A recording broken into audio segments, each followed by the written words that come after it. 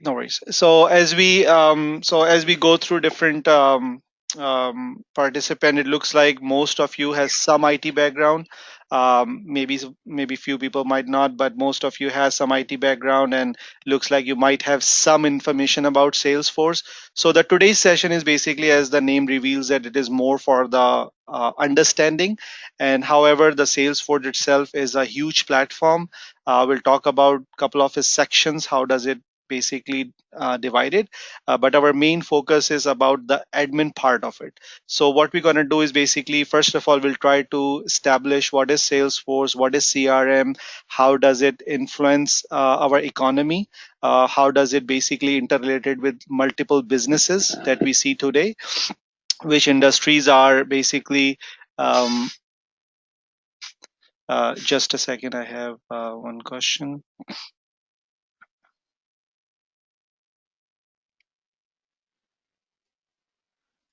So just a quick question from Fayaz, that if you have any question, you can just ask the question right away. You don't need to put in a chat box, because I want this session to be very, very interactive, as we are sitting in almost like sitting in a classroom. So if you have any question, just stop me right away, ask any questions. In that way, other people can also benefit from that. So it's very, very informal session, and you don't need to even use the chat if you don't want to. Just directly unmute your system and basically ask any question, stop me, and then we can discuss about that part of it in any detail. So that's what my intention is. So coming back to the point, so basically these are a couple of things that we want to see today, that how does it really work into it. So let me go. So first of all, can you guys able to see my screen? So I'm actually a next page where it says introduction. Can you guys able to see it?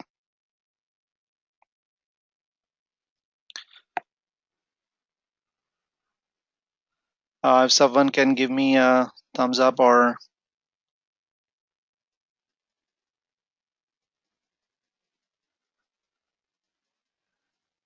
okay. All right.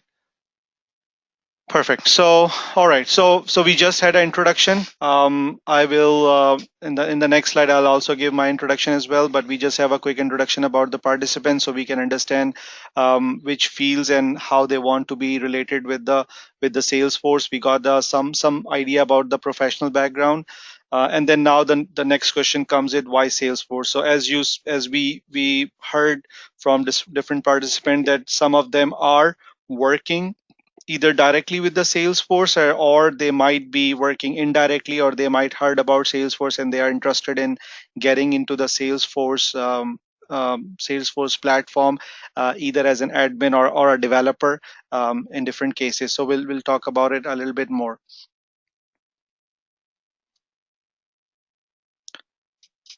Okay, so before we start, just a quick introduction about myself. So my name is Horam Ali. I've been in the IT and telecommunication industry for more than 15 years. I have a master's degree. I have a project management PMP certification. I also have an admin certification. I work in multiple organizations in multiple roles. Currently, I'm working for Nokia as a project manager. I have also done multiple projects which are either related in terms of directly with the Salesforce or indirectly. In terms of training, I was a designated trainer for some of the softwares and the platforms. I worked extensively, more than 5 years, for providing corporate trainings on different platforms, either IT platforms or telecom platforms. I also provided full day, multi-day trainings on a very fresh breed of engineers in different perspectives. So this is something I really been doing for a while, and I have a great interest in that. So now basically, this is something I started since last year. I've been providing trainings. I had a batch earlier this year, and this is for 2017. This is a second batch I'm going to start, and then there will be followed by one other batch in the winter session. So I have a couple of successful candidates who have started their journey in Salesforce, get their certifications, and alhamdulillah able to get a job as well. So this is kind of a quick background. about it, and then more background related to the course itself will come up in next couple of slides. So the first thing I just want to quickly talk about from a very high level, and then we'll go into and zero it basically on some particular aspect about it. So once we start with the Salesforce market share, what does it really mean about the Salesforce, and what are some of the competitors that you can see if you are in the Salesforce domain? So the main Salesforce competitors are Microsoft Dynamics, which is probably you can say the next to the Salesforce. There is also a Oracle part of the CRM. So Oracle is a huge platform. They provide multiple platforms. CRM is part of it. They also have ERP system and some other systems that is available. However, they have also a CRM part of it. There's another ACT SAP. I'm sure you guys have heard about it. So all these platforms, they sometimes provide multiple platforms, and CRM could be part of it. So these are some of the competitors currently in terms of between these five competitors. About 45% of the share is held by Salesforce. Just in general, like overall market in CRM world, it has about 20% of the market cap. So about 200,000 plus companies have already implemented Salesforce, and these numbers are not very current. There might be even more companies who have adopted Salesforce. Is there a question? Yes, Khurram, just a quick question. Sure. Just for my understanding sake, um, uh, like, what is the size of a company where it really requires a CRM? Sure. So, that's a very interesting, very good question. That how you really want to use a Salesforce, or what could be a company size, how small or how big. So basically, the company can be a one person, and you can still use a Salesforce, and it can go up to any number of employees. 100,000 plus companies or a 200,000 plus companies can also use Salesforce. Obviously, they very understandably why a bigger company use it, but maybe your question might be why a smaller company or just a one person company need a Salesforce, or in terms of CRM. So kind of we'll discuss a little bit more once we go down a little bit, but just to give you a quick answer just for the question right now, and as I said, explanation might come later on in a couple of slides. The reason for that is CRM is as the name suggests, is basically customer relationship management. So you can be a one person company, but you can have a lot of customers, maybe in hundreds or thousands, or maybe hundreds of thousands of customers, although you are a one person company. So for example, let's say you are a consultant who provided services, right, a software services, and you just do it on your own. You don't have any other partner with you. But on the other end, you might work with maybe 10 companies, 20 companies, 50 companies. They might have different requirements. They might give you projects in a different times. You complete one project, and after a couple of time they come back. Or you are basically running multiple projects for multiple companies at the same time. So even although you are just one person, but you might still need to manage your customer. So obviously you need some sort of software. So the very basic example of managing customer like a CRM could be your Excel sheet. So let's say you don't have any CRM system. So what you normally do, you have an Excel sheet, you put the names, you put the contact numbers, you put what they're requesting, and then let's say they come back, then you put the project details, and then you also need to know who are the contacts that you are working with, and then you put the pricing, then you put, okay, did I put the code in what month, if the code process, and then go on and go on basically. So in order to manage all this, you need some system. Now, in technical terms, that is basically a CRM system, a customer relationship system. Now, based upon your engagement of customers, what kind of engagements do you have?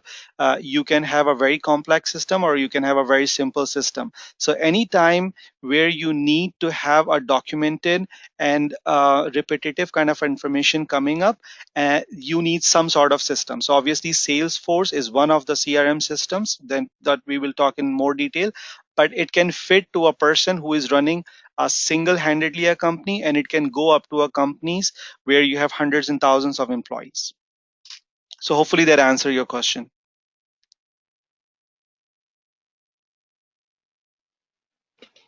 Thanks, Ram.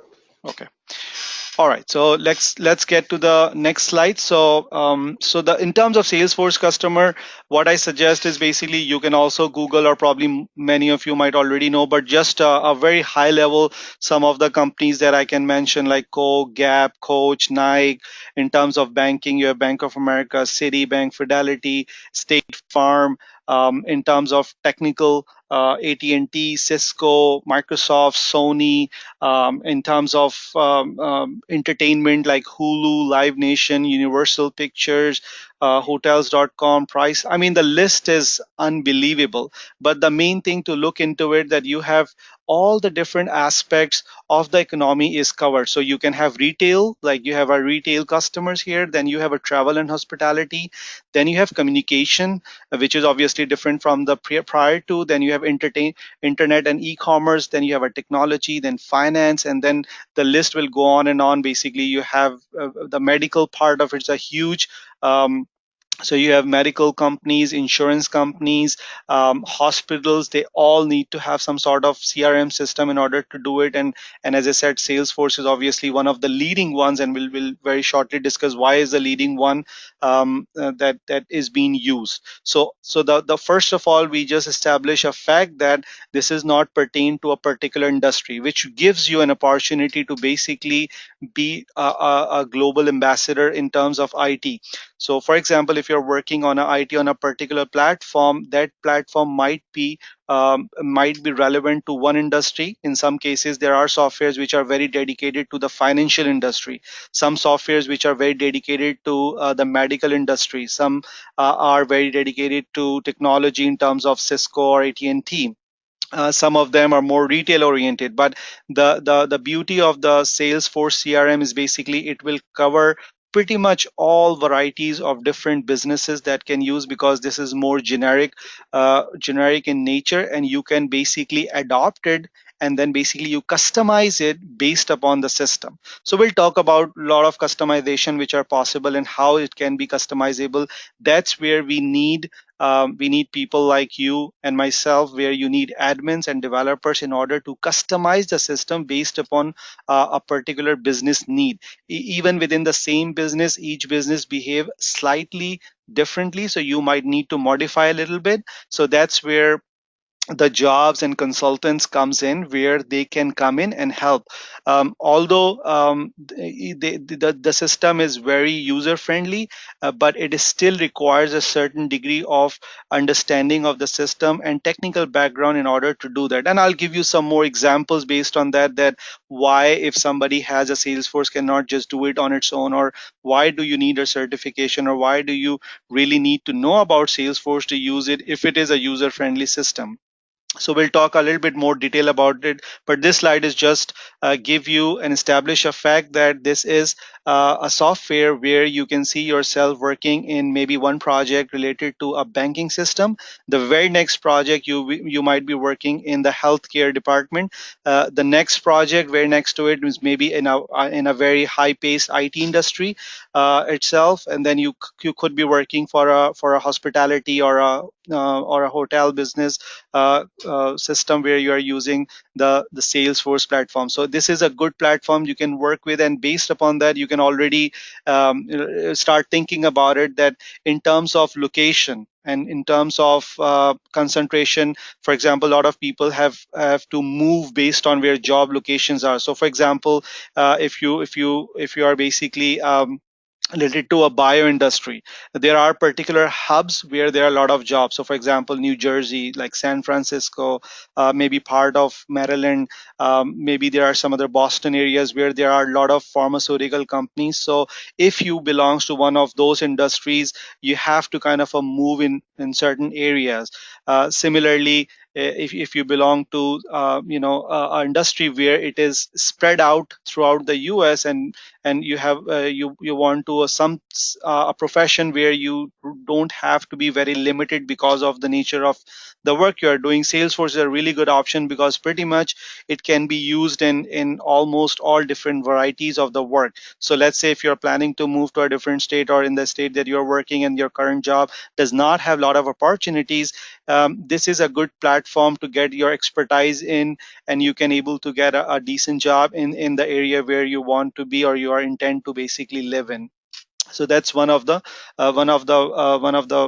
features about working in a CRM or a Salesforce platform, that it will give you a variety of location and also variety of the domains that you work in. You are not restricted to a particular domain or a particular industry.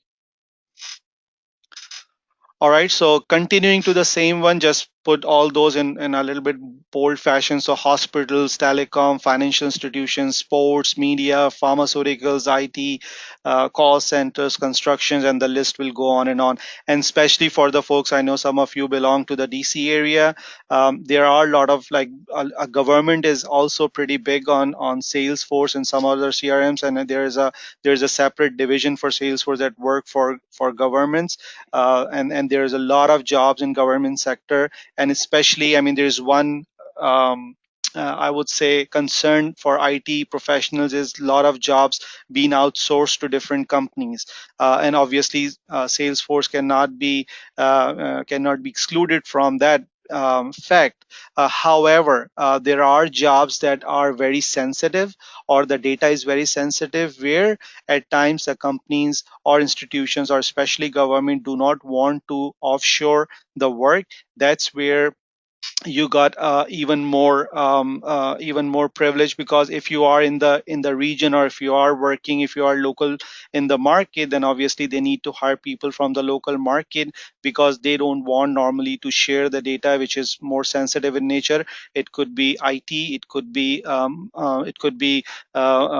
related to medical, it could be related to journal public, it could be a sensitive data with the social security numbers, with the users information, and so on and so forth. So in that case, that's why there are a lot of information which is very pertain to the local market. Also, another fact is that because, and I'll discuss a little bit more in detail, Salesforce or any CRM system almost become like a backbone of the actual business. So whatever business is using, and if they deploy a Salesforce platform, that will become the core of the business. So the business will actually revolves around the Salesforce, and the person who is working is become a very prominent person in a company. The reason being that he needs to be reached for anything and everything. The reason is your all collaboration with the customers goes through Salesforce, and any question you have in a Salesforce, any any new leads or any questions, or you need to launch a new marketing objects or anything like that, you probably need to contact with this person. So from the very top, from the CEO level all the way down to a regular customer support engineer, will all be in contact with the Salesforce person, because the management part of it, like CEOs, directors, managers, they need to know what is going on. They need to run different reports. They need to know dashboards. They need to know on a daily basis how their business is performing, how they can improve, how they can basically increase the sales, how they can launch more marketing campaigns. And from the perspective of the support engineers or the sales engineers, they needs to know how many sales channels that they have, and what are the cases assigned to them, what is their day to day basically task if they have to do it. So it basically covers pretty much all different levels in an organization. All right. So again, there's just on a very high level, just to show you the sales for economy level. These are some of the areas like in UK, US. I mean, most of the first world countries like US, Canada, Europe, even a lot of Middle Eastern countries now like Dubai, Saudi, Qatar. They all have started using some of these sophisticated Salesforce platforms, and they are becoming like a big part of it, because as I said, they become like a real backbone of a system. So if you're running a system where you have 100 employees, and then you have let's say 100 licenses of Salesforce, you definitely need a dedicated person, or maybe more than one dedicated person, to basically monitor and manage the Salesforce person. That's where our job comes in, that you can become like a Salesforce admin person or a developer, or you can be a combination of the two, and you can work for a company full time, where you are basically managing their day to day job and creating and expanding the system for them. Also, I will discuss in a little bit more detail that these systems are usually integrated with other systems. So what does that mean is basically, let's say you are using Salesforce as a CRM, but you also have a separate financial system. So what it does is basically it will take a feed from the financial system, and then it will input the information into your Salesforce, and then it will update based upon whatever record you're looking. So I'll talk about a little bit more, what does it record mean, how does the business run. But just on a very high level, the Salesforce will basically talk to different systems which are integrated in any particular business, and basically based upon that, it will run and basically give you information in one location. So it is kind of a coordination tool also, where if you have different departments like sales, support, and marketing, project management, they all able to go to one location, able to talk to each other, and once they open a particular account or a record, they can able to see anything which is going on in terms of different departments. So we'll talk about a little bit more in detail. Okay, any questions so far for what we have discussed on a very high level?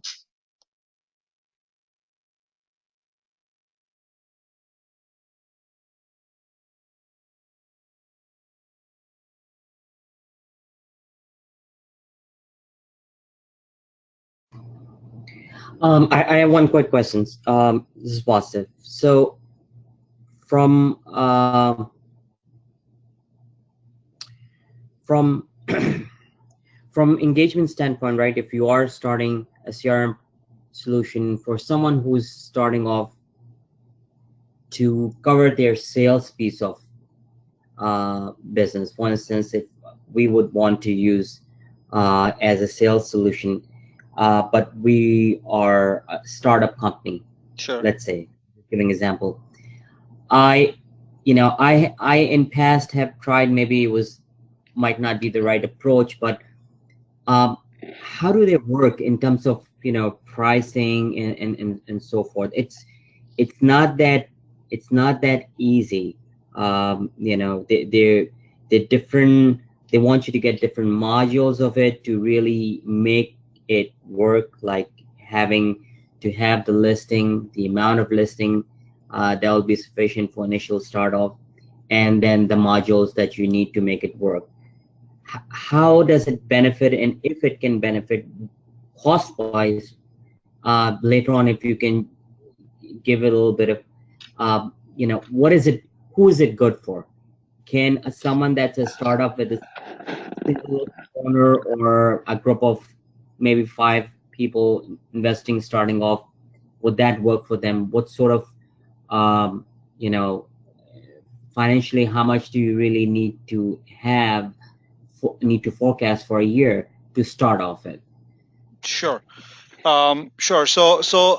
Again, it becomes more kind of a cost specific. So I can give you a very high level view of it, and then we can move on. So in terms of costing, what they do is probably, as you mentioned, they have multiple ways that you can adopt it. So they have like a sales cloud, they have a service cloud, they have a marketing cloud, they have IoT cloud, they have a lot of different different part of it that you can basically combine. And again, as I said, you can start off with one component of it, and then you can kind of add on multiple components as you go, and they will be kind of a seamlessly joined within them once you have like one cloud setup. So what it does is basically they provide you, their structure is such that they have like a monthly charge, but you have to get a yearly contract. They start anywhere from $60 and they go all the way up to $300 per license per month, based upon your business. If it is a nonprofit, they also provide of 10 licenses for free that you can utilize, and basically they are good enough to run any decent size non-profit organization. In terms of small businesses also, there are different modules that you can use, like a basic modules where you can able to start with with that. Obviously, if you need to get more information, you need to get more, like a, so one of their modules is like a marketing cloud, sales cloud. So you can start off with the sales cloud, then you can use it. However, if you want to generate more leads and you want to get more database, obviously then you have to then you have to basically add on like a marketing cloud, and then it will give you more privilege, but again that comes with a cost. So in this session, obviously I'm not trying to go and discuss all part of their financial, but obviously it can be used based upon kind of a business that you are in. And obviously you can start off with something on a small level with their cheapest license. Basically you can set it up, and then you can add, at least you can start off with your current customers. So whatever customers you have, you can put all the information without any additional cost. You can maintain them. You can link it with your any other outside application you are using. So let's say as a small business, a lot of small business actually start off with the Google account. So they have a Google business account, and let's say they start off with that. So they use their calendars, they use Google Sheets, they use Google Outlook, they use a lot of things. So you can directly, without like almost seamlessly, connect the Salesforce with the Google, and anything that is coming in your Google business account comes directly into the Salesforce, and then basically start maintaining. You have a let's say you have a Google Sheets where you have a lot of data. You can use that to basically input that information into Salesforce first directly. Then also you can integrate your Google Calendar, so anything that is coming up, so that it will basically seamlessly work with your Salesforce. Also, so this is one example where you integrate your Google with your Salesforce. Now, if you have some other systems that you use, let's say you have a customized system for your company that have your information about the product that you're selling. So either you can basically take everything inside CRM, but let's say if it is a platform that you are using and you want to continue to use it, you can actually integrate that with the Salesforce, and you can have now everything coming into the Salesforce, and then it will basically combining the information with your Google account, where you can connect the parts that you're selling to a company, and then the emails, the invoices that are coming in together. So in it will give you kind of a collaboration view where you can able to connect different applications that you're currently using into one view. Otherwise, let's say if you're not using such a system like a Salesforce, then probably you might have to do all of these things manually, and in that way there's a good chance that you can miss some information, or you need to continuously dig the information from your inboxes, or from the different documents that you have, and so on and so forth. So this is how basically it collaborate, and as I said, it can be used on a lower level, and as I said, the cheapest license I believe is $60. That can start off like a one license. Obviously it depends how many users you have, so each user needs a license in order to utilize Salesforce, unless you are sharing the license. So for example, it's the same system, and you need to just you need one license to basically log into the system. Now if you have multiple users, obviously you need to add the licenses on top of it in order to access separately, so that everybody has their own account, has rights, what they can see and what they cannot see. So we'll discuss some more details about that in next few slides. All right. So next is basically just to understand the business process CRM. So very very generically, what is a business process? Like how does a business work? And because that will depict how the Salesforce works, because that's how you will basically gonna integrate Salesforce for your business. So what happens for any business in generically?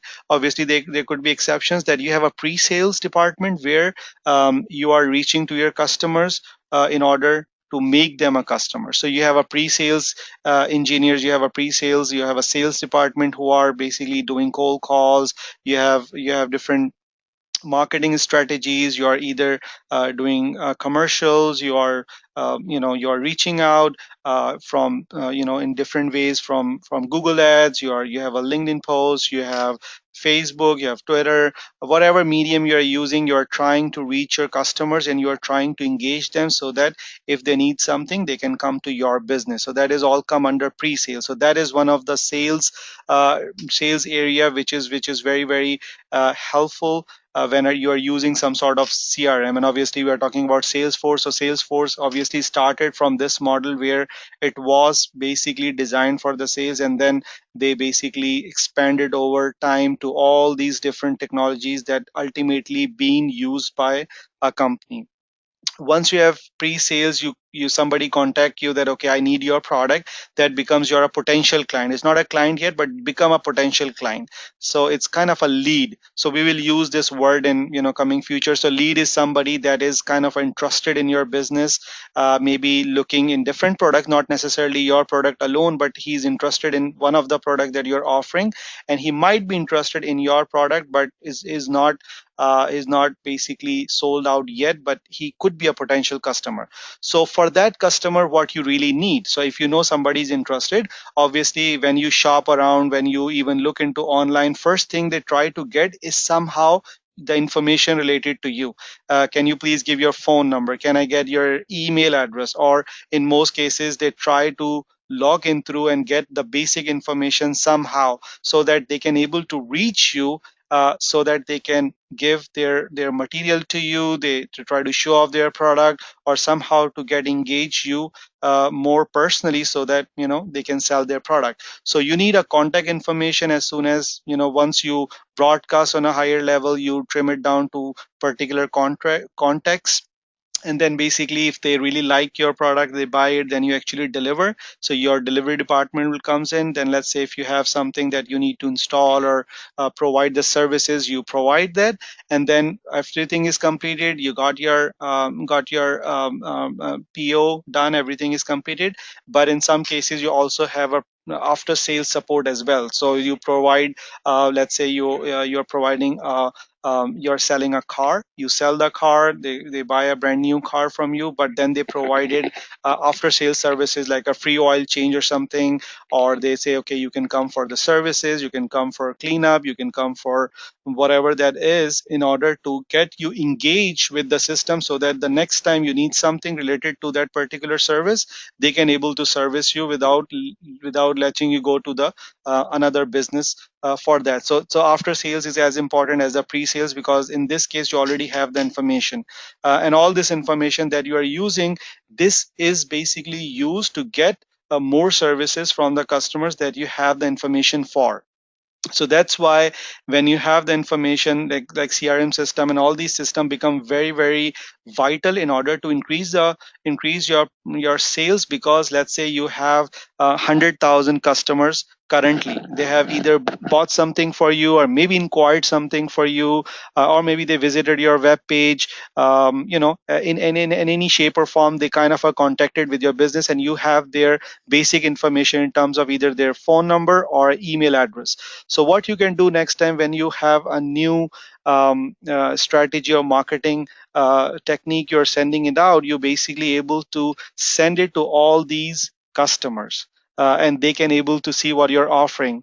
So in that way you can able to reach and you can increase your sales. You can basically in terms of, and then you can further divide it them on a very specific levels, that who are the really more potential customers who are just reviewing it. And then you can basically strategize your marketing policies based on that. So all this information is available in the Salesforce, which can able to help you. And that's why you can see anything which is related to sales and increasing the productivity, companies and businesses are ready to spend money on.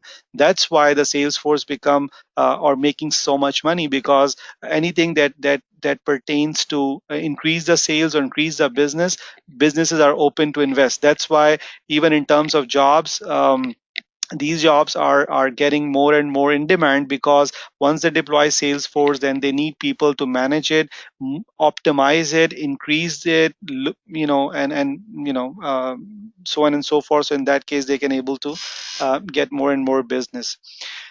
So just with all that background, this is now kind of a, we establish a fact what is CRM. So ultimately, we this is more of a written definition of CRM is a customer relationship management technology that allows businesses, both large and small, to organize, automate, and synchronize every facet of customer interaction, including marketing, sales, customer service, and support. This technology has been widely embraced throughout the business world. In fact, research says by year 2017, CRM will have growth to encompass worldwide market about 36 billion and so on and so forth. So it can be used in so many domains. This is what the CRM kind of stands for. That this is a customer relationship management tool, and it can give you analytics, automation, customer services improvement, response to customer needs, time savings to improve customer knowledge, and basically the list will go on and on.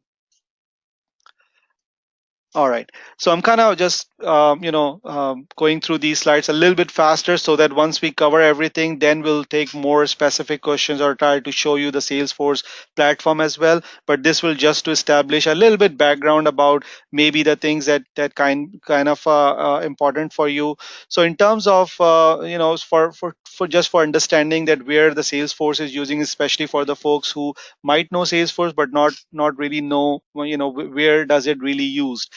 So for example, like you are doing sales and support. So it covers sales, marketing, support are the three biggest areas where the any CRM will be used. So sales is obviously where you sell a product, marketing is where you promote your product, and support is where once you buy a product or during when you're buying, you provide the support for installation or for providing the services. The actual services comes under support, and then marketing and sales basically come in order to push the support to get more customers for your business. So they all basically comes into one bucket in order to each of the stakeholder able to get information which do not necessarily belongs to their domain. So for example, if a support person is working on a particular client, and he wants to know, okay, when did they actually buy the product, because they need to know what version they might be using, right? So they, or how many licenses they have. So instead of asking from the customer, they can directly,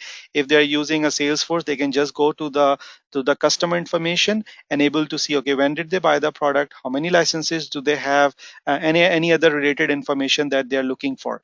In terms of marketing guys, let's say they are trying to launch a new marketing campaign. So marketing is very much synonymous with the campaign. So probably I just want to introduce some of the technical terms in within used in Salesforce, which are common terminologies, but they use it on a very for a very specific usage. So campaigns is also, lead is also another term, campaign is also another term that they use it, become very Salesforce kind of a term, but they are obviously a very generic term. So what campaign is basically, let's say you want to launch a new campaign for your product, that or during the month of December, you will have 50% off on all your merchandise, for example. So let's say this marketing campaign you want to build, but you want to build it a couple of months ahead of time. You want to make it look nicer. You want to reach this to all of your audiences in order to have them take advantage of this new marketing campaign that you are launching. So how would you get that? So if I'm a marketing person, I need to know first of all, okay, who are my target audience, who are my existing customers, how do I reach to them. So probably that information I can get from the existing customer portfolio that I already have. So let's say if I have maybe let's say 200 customers, active customers, so I can take that list, I can use that so that I can send either a text messages or maybe an email brochure, or even I can send sometimes a hard copy of the mail to their addresses if we have the addresses available. Then maybe we can also see, okay, what are the related fields that we are working on. So let's say one of your target audiences are IT folks who buy a lot of IT stuff, or they are very interested in gadgets and things like that. So that will give you an idea that, okay, this is kind of audience that I'm looking for. So what kind of approach should I go? Should I more invest my money in Facebook or Twitter or these kind of platforms, or should I go traditional way of approaching it? Things like that. So all that information you can grab from the information from the sales bucket, and you can go to that and you can actually export different reports. You can create create your own reports. You can have your own dashboards that can show you all that information, and you can use it for that purpose. So all of these information, because they're available in one location, you can able to use it. Now, in terms of support, for example, just give you an example. Let's say if I'm working as a support engineer, and I kind of just kind of a newbie, I just joined the company. I got a call for a issue that is happening with one of the customers. Now, how can a Salesforce can help? So basically, let's say if somebody is looking that they have installation issues for a product that we are selling. So what I can do is basically Salesforce provide you a location where you save all the documents, and also you can search prior cases which are completed and closed. So what I can do is basically go back and look for the similar cases that have been in the past worked on, and I see the explanation of those cases, that how did they resolve, and use that directly. We can also put a lot of different information in the documentation section, so you can directly reach out to the documentation section. Maybe there is a already document available that you just basically pick it up from there and just send it to your customer. Hopefully that will resolve the issue and you are done with that, so very quickly. Also, let's say if you have a support system where you have like 100 or 200 people sitting in there, you need to know how many cases are coming, and you are, let's say you are a manager of that support system. So what it does is basically all the support people will be logging through Salesforce, so you know exactly how many cases are open right now. What are how many cases are open for a week? How many cases are open for 2 weeks? How many cases a particular person has closed in a day, in a week?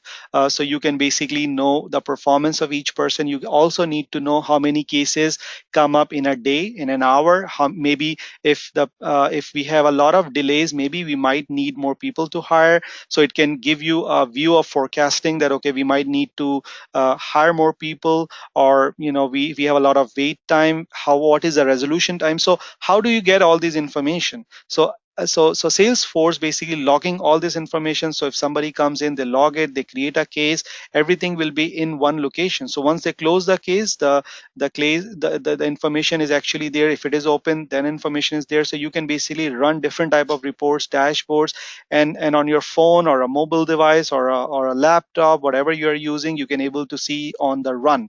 So anything which is open currently, you can able to see it on a run time. Now that is something you cannot really attain if you're not using any automated or a cloud based system.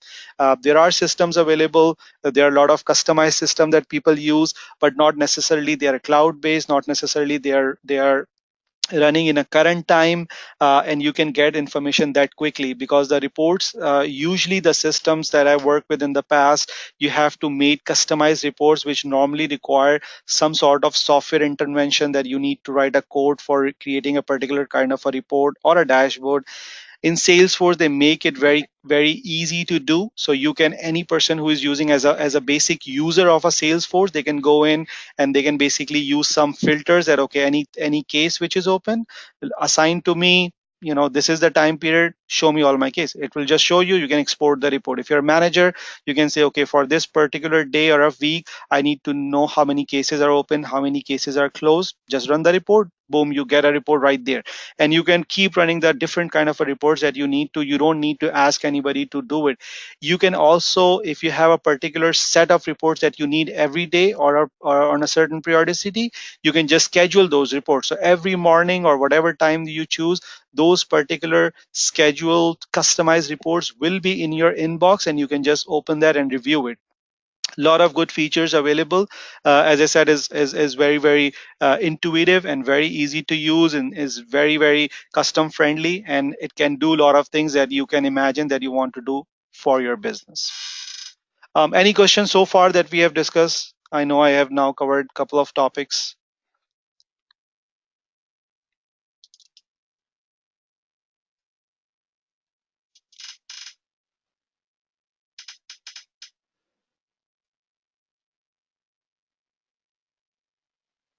Okay, so I have few. As I said, I'm sorry about that. I haven't keep looking in the chat window, but now I just open it. So Anila just mentioned that the Kaiser and MedStar in medical are now implementing Salesforce. So that's a big news. You know how big Kaiser in some of the areas, especially the folks who are living in West Coast. Kaiser used to be really huge in West Coast back in the day. Now they have it pretty much expanded throughout US. Even in our area now, they're really big in East Coast. And I know from the past that they were really huge in West Coast, and especially in California and some other region. I believe they started from there, but they are really huge in there. Even actually, my parents were through Kaiser, so they are huge. Similarly, like MedStar, and then I know a couple of other financial institutions and banks. They have recently adopted Salesforce. Huge potential. So basically you can imagine if a bank has like 700 branches, they probably need people who either know Salesforce or have some information about Salesforce, or they need people who can implement the system. They need people who can manage the system, and the list will go on. I have another question from Ahmed. What kind of modules are there within Salesforce, and as an admin, or do we have to be specific on a module, or a journal admin certification is good enough? Okay, so let me answer for Ahmed. So the admin part of it that comes up is basically when you are an admin, pretty much you can able to do most of the jobs in terms of administration of the Salesforce for multiple modules. So that's why this is one of the start of certifications that is recommended to do an admin. The reason is it's more generic to Salesforce. So it doesn't necessarily very specific to just Sales Cloud or Marketing Cloud or Support Cloud. It's kind of a generic in nature, because when you are an admin and let's say you are using 3 or 4 or 5 module, or just one module, whatever that you are using, you might need to entertain that. So the way they design the admin course and certification and the job title is you pretty much able to manage that. So how does it really relate it? So what I have is basically, in order to give you a better understanding what really admin means, I have like a small demonstration at the very end once we cover a few other slides, that I will kind of try to relate that to a real life like example that pretty much I believe all of you are accustomed to. That will give you a little bit more broader view, what does really admin mean, and what does like a how is it different than a developer, and what does it mean to me if I want to pursue my career as an admin, and what do I really need? Do I need coding techniques, or what background should I have to have in order to become an admin? If I don't have any IT background, can I still be able to use Salesforce? Yes or no, whatever. So we'll cover some of those topics in after next few slides, and is exactly the example that I thought of is basically will work with that. So let's move on. If there are no questions for the previous content. So cloud versus software. So the Salesforce, obviously now it's probably not the biggest thing to mention, because now everybody is very accustomed to a cloud computing, because now it's like a everyday word. But if you can imagine, when they started off almost 10, 15 or more years back, that was a big deal. So what really used to happen back in the day for the different systems like Siebel or SAP, or even a lot of these systems which are existing or are customized systems, that you need to have like a hardware purchased, need to have a room where you actually put it there. You need to establish that. You have to run it. You have to have a lot of hard drive data to store that, and then you can use it. And also, if you are not able to log into that system, you cannot able to get that information. So the system used to be very expensive, because they were not cloud based, and they were basically, you need a lot of hardware in order to actually create a system. So it was very localized system. It was not in order to have that system deployed. So I think Wasif has asked that, what does it really take in terms of monetary? So you can imagine, if you are like a small company of 10 to 15 people and you want to install something on your own, you need to first of all buy the processing power. So you need to buy a bunch of hardware, you need to buy storage devices, you need to have a room which is running, you need to have a backup power, you need to have full-time IT person who basically install on the different systems, has created the system, and then basically who needs to monitor, and then everything will be more kind of a localized. Maybe you can use a VPN to able to log into a devices which are sitting, but again they are not directly accessible by outside devices, in terms of a direct connection like we have now with the cloud. So a lot of challenges were there. It was actually a really costly proposition to have, and even more costlier um, to maintain it, because every couple of months, let's say for example you put a system, and you need to basically think about it. Okay, how many customers maybe I will be serving? So let's say you are a business who serves 1000 customers on average.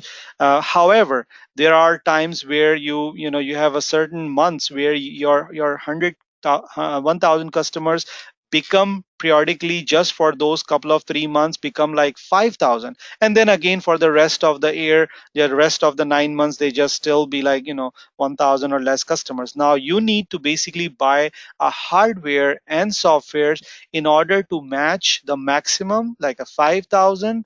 That's the only way you can support 5000 in your busy hour. However, for the rest of the time, you're only using like portion of that investment that you are doing. So that's why it become, so the scalability was very costly, and you probably have devices and hardware sitting there doing nothing, and you only using it because you need to for the busy season or whenever you have that. So scalability was a problem, hardware was a problem, and then again you can imagine that every couple of months a software, new things comes up, new patches comes up.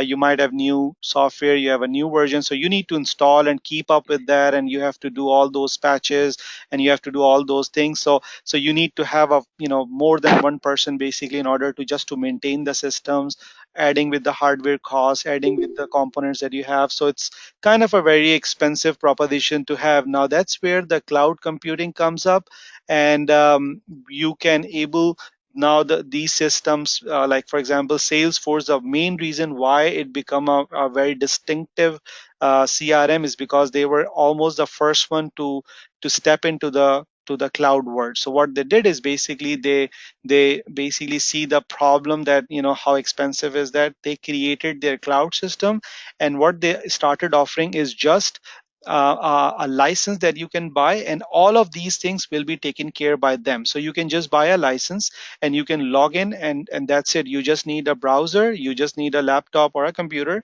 or these days like an iPad or a phone, whatever, and you can just log in, use it, everything, and everything else will be taken care by the Salesforce in the cloud computing. So they will store it, they will make sure there's a backup available, they will make sure how many data that you need. If you need to expand, you can just you can expand it. If you need more people are actually coming in, let's say you hire 10 more people, you just buy 10 new licenses, you don't need to upgrade any hardware or software. If you have reduce people, then next year whenever you need to re-sign your licenses, you can reduce the number of licenses. So become very flexible. So when the companies saw that, they just take it by surprise, and they just surpass everybody, and that's how they become like a leader. So one of their biggest kind of a step is they become the first one, and they become a leader in cloud computing in terms of CRM, and that's why they are at the position where they are right now. So again, Salesforce is fully cloud computed solution where everything is on cloud, on a Salesforce cloud. You don't need to worry about the installations and things like that. All you need is just a browser where you can log in with your user ID password. Everything you do it will be stored in a cloud, and then you can access and you can log out, and you can log in with using any device, not even your. So for example, I belong to a particular IT company where we have to use the company laptop because they are imaged by the company, and if I try to log into my system or try to access some of the applications that we have, I cannot from any other laptop. So it's become like, so you cannot really have a liberty to access with variety of devices or out of your network. So this will, like, the Salesforce or cloud computing, provide you that you can log in from anywhere. So you're traveling, you're going to your home company, you're on a vacation, you are doing whatever, you can log in from any device that you are using, and you can still work or view or whatever, and you know what is going on. You can answer the emails, you can answer the whatever you want to do it, basically you can do it. So that's where you can still getting a very up to date information on your devices for the Salesforce. So that's where the the difference comes up, that this belongs to the one of the modules for that. Now the next is, again, this is kind of a very high level view, just to give you some aspects of what kind of services is being offered.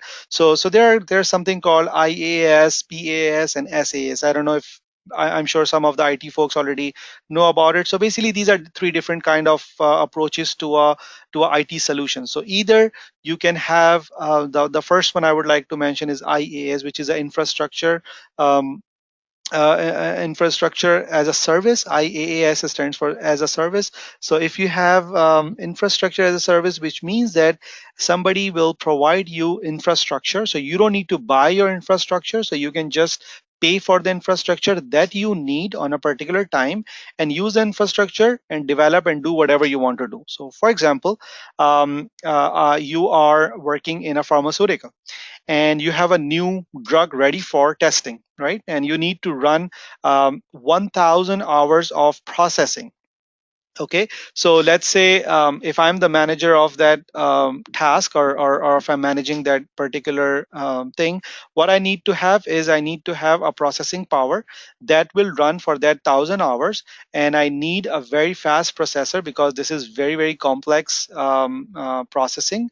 And I need to run it 24/7 and need to make sure it doesn't interrupt at any point of time. And I have a particular requirements that the system have that much RAM, it has that much system, it needs to be a specific software module, specific kind of a storage, so that this will run on a particular speed, and this is what I need.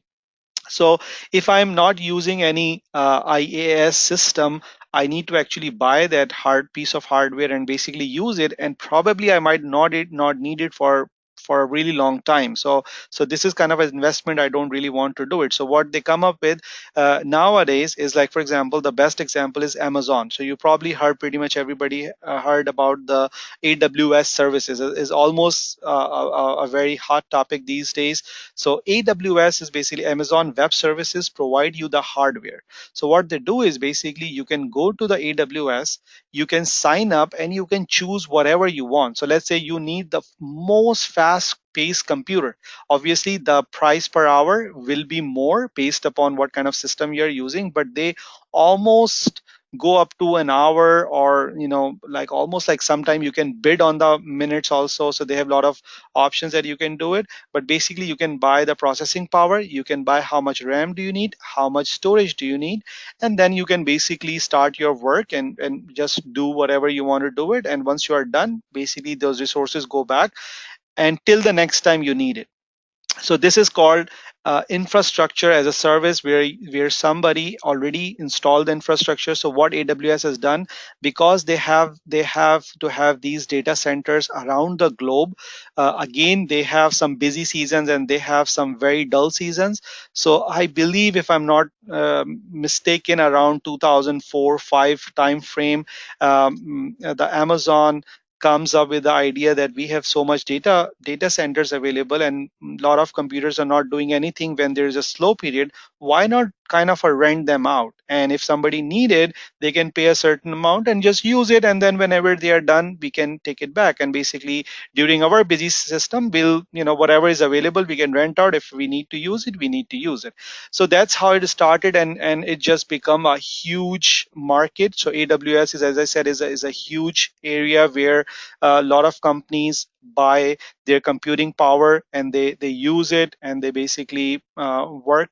And then once they are done, they can take it back, and you can even pretty much is on demand whenever you need it, whatever you need it, how much you need it, you pay for it, and that's it. Once you're done, you are done. And whenever you need it next time, you only need to pay for that particular stretch of time. So it becomes a big thing, but again, that is only infrastructure. So now let's say if you don't know how to set up account, how to set up the EC2 and S2 and S3, and all these terms are very alien to you, then obviously you need an expert on that. That's where the AWS certified professional comes in, and they set up the infrastructure for you to use it. And they, at the end of the day, it becomes like just to log in and put your data and start processing kind of a thing. But you need kind of intermediate engineers in order to do that. However, sometimes it's if you're doing a very basic job, it could be something very simple, and you can also do it on your own. The second platform, which is a little bit more customized, is PaaS, which is a platform as a service. So what does a platform means? That okay, not just the raw infrastructure. So a very good example of understanding the system is the infrastructure. Let's say if you need to make a pizza, and then so what you need for the pizza, first of all, you need to have a kitchen, right? If you don't have a kitchen, you cannot even make it. So the complete kitchen is basically so somebody, so you can basically shop how much, how many knives do I need, how many fridges do I need, how what kind of stoves do I need. So you can buy all these things separately, right? And then you need to put together yourself. So you basically put your fridge, you buy different things separately, and how to integrate that, that's your problem. You need to know how to integrate all that.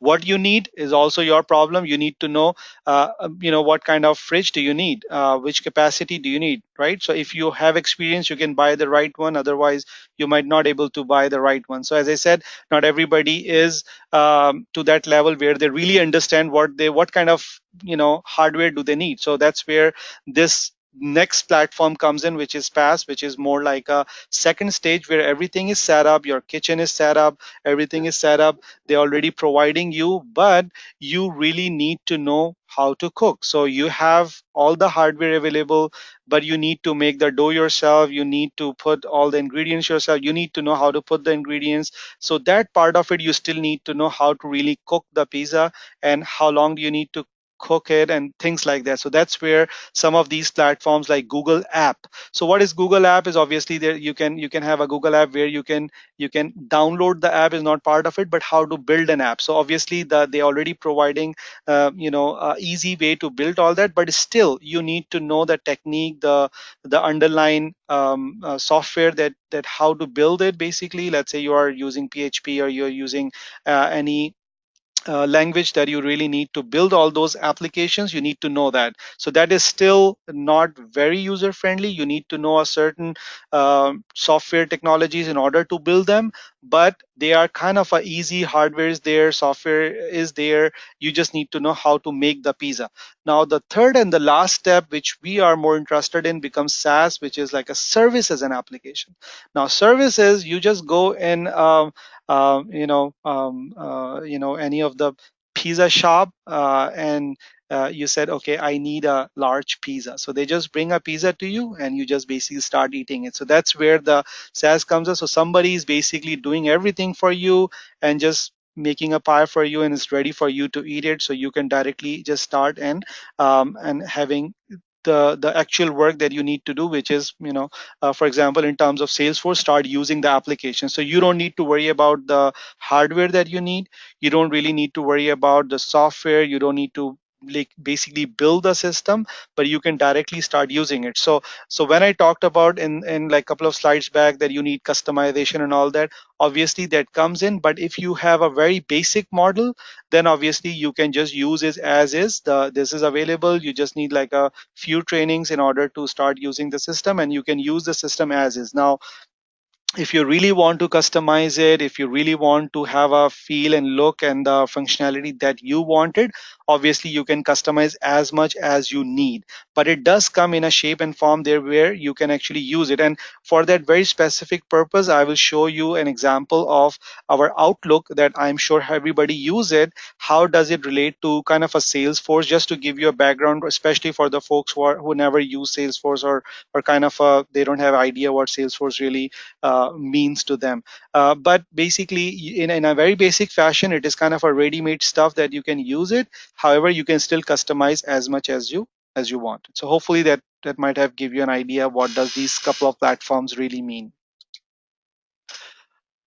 All right, so just combining a couple of things together. So Salesforce, we just establish a fact. It is a CRM. It is a cloud computing that makes a Salesforce really strong. In terms of requirement, I just mentioned previously that all you need is a web browser in any device, in a phone, in a laptop, in iPad, iPhone, laptop, whatever you are using, and an internet connection. So you are sitting in a beach, enjoying enjoying your food or whatever, and then basically you can still basically working on CRM Salesforce, and you can either as a manager looking to the performance, or responding to your clients, or if you're an agent, you can still able to respond to your customers calls and whatever, and you can able to respond via emails and whatnot. So everything is available. All you need is basically a simple device and an internet connection in order to work on Salesforce. In terms of remote access, no VPN connections, and you can work typically from any location in the world. Okay, now we are kind of a zero in on Salesforce. Almost, few slides are left. So there are multiple. So when they started off, obviously they started on a small level, but now because of the applications, because of the usability, they keep adding, and not necessarily you all need to work on everything. You will be more focused on the area that you are looking into in future. However, the admin portion of it will kind of touch most of these areas in some fashion.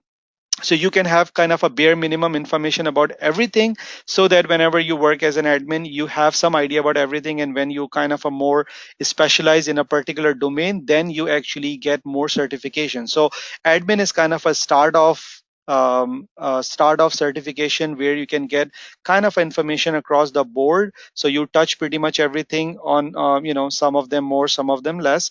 But again, if you work on a particular area more focused, more like anything else, like you have a example of a doctor. So you have a journal doctor, journal physician, which basically able to check anything in journal. But let's say if you have a problem with your ear, or your heart, or your with the kids or whatever, then you go to a specialist who is a ENT specialist, or a child specialist, or a heart specialist. And then if you need to do even more, that okay, you go to a heart specialist, but he said, there's something more serious going on. You might need to have a more detailed one. So you basically probably need to go and see a surgeon, if he needs to operate or something. So you need another level where they can actually go in and fix it. Same thing over here. So you can start off with a very high level admin is something you can look into that, but he's not a specialized person. He's more of a generic person that can handle.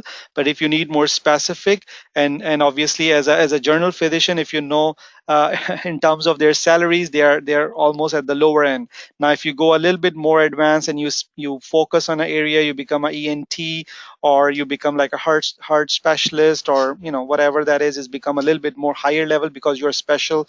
You have a specialty. Out of those all, you have a specialty. Now even then, if in that particular domain you are become even more special, you become like a surgeon, or you become like a heart surgeon, or whatever that is, you become even more on a higher level. You are very very specific, but you are kind of a master in what you're doing, and pretty much everything, become like an architect kind of a person. So the level of compensation also goes up as much specific and as much expert you become.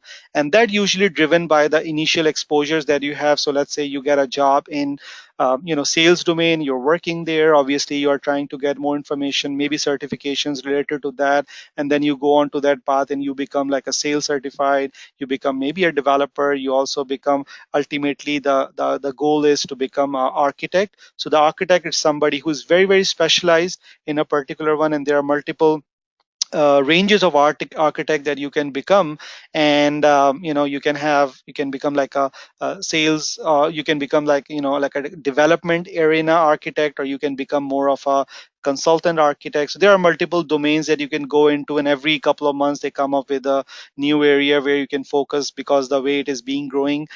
Just to give you another idea, I did not cover all of them. I have some IoT, I have apps, I have analytics, I have, but in some of more detail. So, for example, within the analytics, they have AI, which is artificial intelligence. So they already have artificial intelligence module built in, and they already started offering, I believe, couple of months back with their last release. So obviously they are for a very high-end customers, because it's very expensive. So only very high-end customers can utilize them. But as the technologies grows, become more widely available, they have that. So they have IoT, which is Internet of Things, which means that you have devices which are interconnected. So they have a cloud where if some company or some for example, Verizon offers IoT, which means that they can connect multiple devices. So what it means is basically once you are in your car, you can have access to multiple things. Maybe you can have access uh, um, to your insurance provider, that if your car goes bad, you can directly contact with them. They are connected.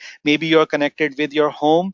Let's say before you come in, your car kind of give a signal to your home that okay, now you're only 5 miles apart, and the different systems kicks in your home. What it means is, let's say if it is a cold season, your heater will start, so that by the time you reach, the home is already warm enough. Let's say you have your coffee maker is connected to the system, and you need a coffee, yeah, and the system knows already that once you reach in you need it, it will kick in exactly time in a way that it will be ready by the time you basically get into the room. A lot of systems can kick in these days. That's what Internet of Things, that devices start talking to each other seamlessly without you intervening it. So right now still, if the device is connected, you can remotely log in and do it, but that's not really Internet of Things. Internet of Things is where you can really, the devices start talking based on the preset conditions that you have, and they start kicking in. So by the time you reach near to your garage door, the garage door will open automatically, not just because of the sensor, but because these two devices are kind of interconnecting with each other. So the final push is basically, yes, you have a they know, they might not even have a sensor, but basically when it reach to a certain time, the car will basically say, okay, that's my GPS location, and then based on that, the garage door will open without even any sensor. So that's, I mean, these are some things, maybe they may be beyond Salesforce, but just to let you know that they all need some sort of cloud computing, right? So if you have IoT, which is Internet of Things, where does it all being processed? They need a cloud computing. So Salesforce also kind of a provider of a cloud computing. So they have IoT cloud where a lot of these things can be accommodated. They also have like what I mentioned, like AI, artificial intelligence, where you can predict things. You can start taking a large amount of data, start predicting things, start looking into things. They also have that. So a lot of things are there. So as I said, but again, I don't want to confuse you with a lot of things, but these are some things that, because a lot of people will ask, okay, what is the future? I mean, maybe if I learn Salesforce, invest all this time, invest all this money, and maybe down the road 2 years later, the Salesforce is done. Basically, there's no future. So just to answer that, yes, there is a future, because the good portion of the Salesforce is always looking into the new technologies like Amazon, like Google. So some of these companies, if you are kind of attached yourself with the latest technologies, uh, you cannot go stray, because basically it will keep you to the line. However, the challenging part of it, you need to keep up with that. The things are changing with the lightning speed. The only drawback of all this is basically, like in the past, like if you, let's say if you learned construction, you make a bridge, the bridge which is being made 50 years ago and today is exactly the same. There is no change. So So the learning part was once you kind of a master to something, that's it basically, and you can just keep doing it again and again without using your brain power. However, in it there is no escape with that, unfortunately. So if you are in it, this is something that you been get ready for. There's no escape from that. That okay, I learned something today, and I just kind of stick with them, and I just relax, and basically, hopefully, this job will run through next 10 years or 5 years. I don't think so, because things are changing with the lightning speed. However, the other areas which were not directly affected by IT, now they are. So even they cannot escape it anymore. So even doctors, engineers, IT consultants, even business, even tax tax filing person, account, everybody's being touched by IT in some shape or form, and everything will be changing, as you can see right now. So rather being scared is better, just to get a hold on it and become master of something which will lead you to a better prospect in terms of jobs and stability, and also will give you an edge. So instead of getting worried about all that and keep swearing about okay, what's going to happen with my job, or robots will take my job, why not become somebody who will be working with robots rather than just sitting and basically waiting for something miracle to happen. So that's where the all the technology comes in, and it's better to be on a level where you feel comfortable with all that, because even we like it or we hate it, this is the reality we're gonna face it. So better, better equipped with that rather than complaining about it. Now, coming down to just to touch a little bit, and then basically we'll come back to the example of what I really want to show you is what kind of course contents we have. So again, there are a lot of things that you need to understand throughout the course, but as I said, I had tried in the past, and that's what my goal is, in order to keep you engaged in a way that it won't become just a presentation kind of a slide that I'm just presenting something, and you are just kind of phasing out or something. Today might be that because we are not really interactive, but that's normally not how I basically conduct my classes. It's very very interactive, because today's obviously is just an intro section, so I don't want to spend too much time. I just want to everybody to get back to their regular schedule. However, in our class, what we do is basically we just basically ask questions. We even try to have you read something up front and then come back and answer, so that we know you are understanding. Once you understand something, you get a grab of it, things become easy. Um, and and as somebody says, if it is something hard, just just keep doing it till it become easy for you. So nothing is hard.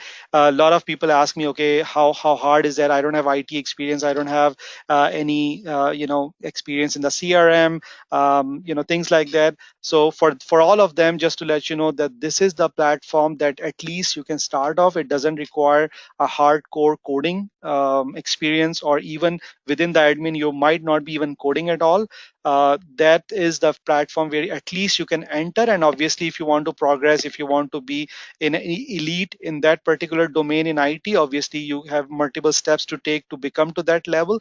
But at least to on a bare minimum level to enter, keeping in the same profession that you have, most of your are either belong to a non-profit or a marketing or an IT, you can still be in your same area of expertise, but now you have one extra gadget that you can use better than anybody else, and you can actually become you can basically get a better job based on that extra skill that you have now. So giving you an example is, I have a very close friend of mine who works in a banking industry. So he's in a Maryland area, and he's one of the branch managers.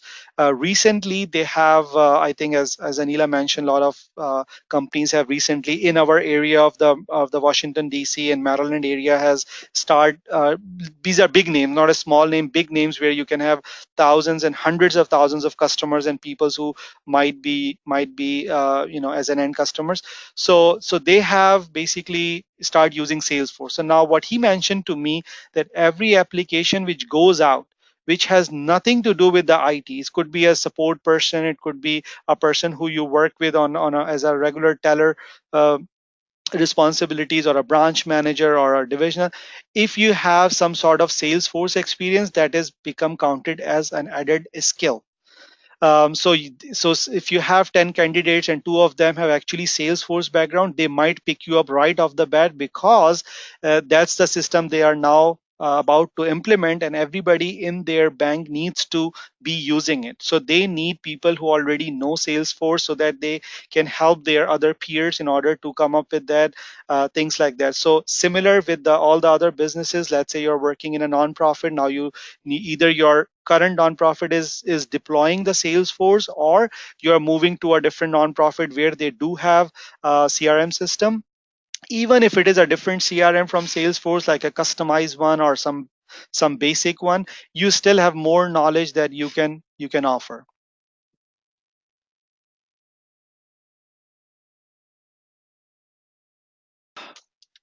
All right.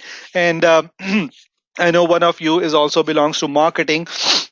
So I just attended a couple of months back another conference for the Salesforce, where they mentioned that marketing is one of their new upcoming area, because marketing was not focused in the past much, but now they are focusing a lot, and that's one of their main stream that they are focusing, and they're kind of a lot of their quarterly bonuses and things are kind of attached with the marketing module that they offer, because it's the area which is not being too much explored. But now they are exploring it in a more new ways, because of all these new technologies that you have available, which were um, not like skills in the past, like how you can reach out to your customers through Google Ads, how you can reach out to your customer through Facebook, Twitter, and all these, which the database is already available.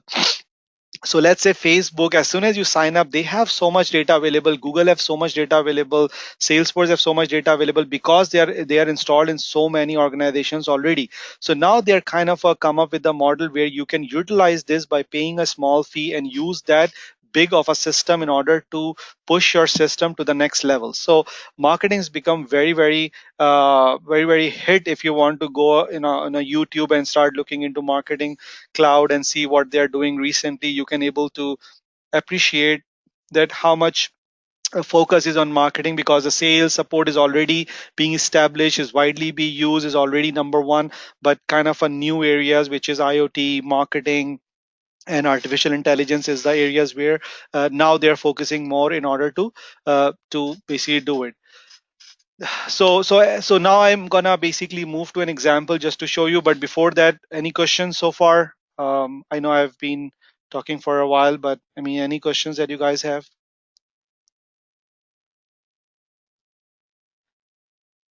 Are people still listening, sleeping, watching TV, or taking care of No, we're kids, here. or eating their meal, or what's going on? No, we don't want to take you off course the admin training uh, sort of slide. It's All right. really, yeah, but Okay. it's going. Yeah. Okay. So any questions so far? Anila, Ahmed, Sayed, any questions?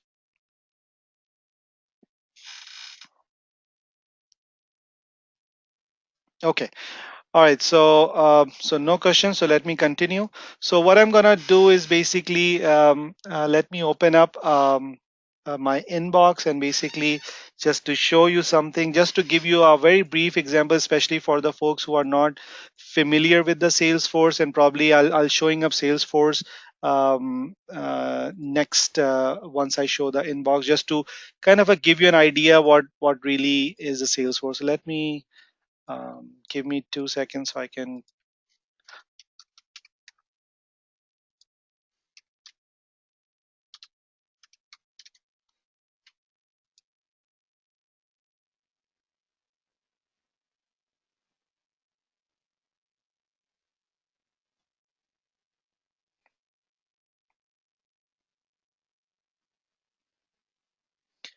Okay, so basically, I'm sure everybody of you might have used Outlook in some fashion, and I'm sure you.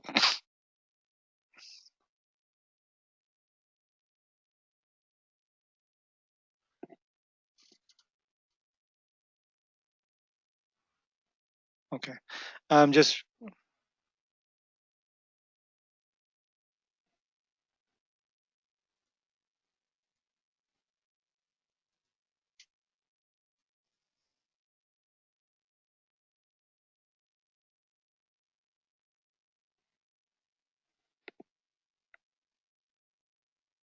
Okay, can you guys hear me?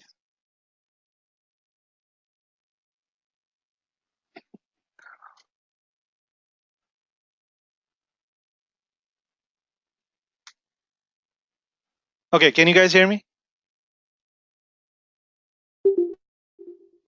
Yeah.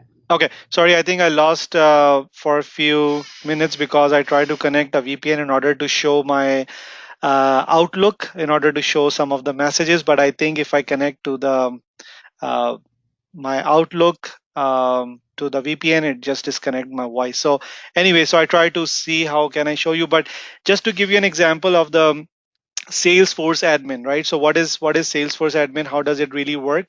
Is basically, let's say you are using a software called Outlook, right? So what is Outlook? Is basically just a software which is a SaaS software, which is an application where it's a service offered you as a as a service platform offered you as a service. Basically, is basically where you can just launch and start using it, right?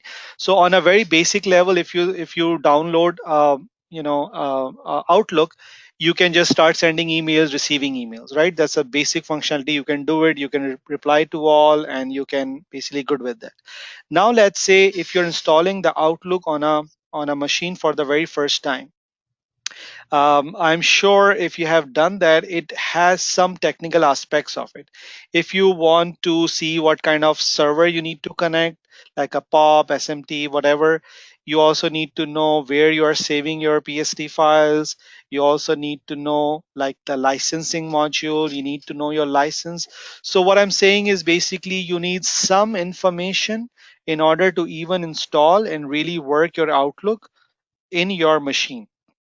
Now if you want to go a next step forward, so basically somebody will most probably, if you cannot yourself, it's not like a plug and play that you can just put the Outlook and it will start working, because there are certain things that need to be set up before you start looking into that. So what are those things? Is basically what kind of server you're using, how you're connecting, if you have a default message, if you have this and that, whatever, and you can basically set it up in order to use it. So let's say if you have an IT person in your company, he is the one, what he does is before you actually join the company, or before your first day, when he receives your laptop that you will be using, he install the Outlook for you.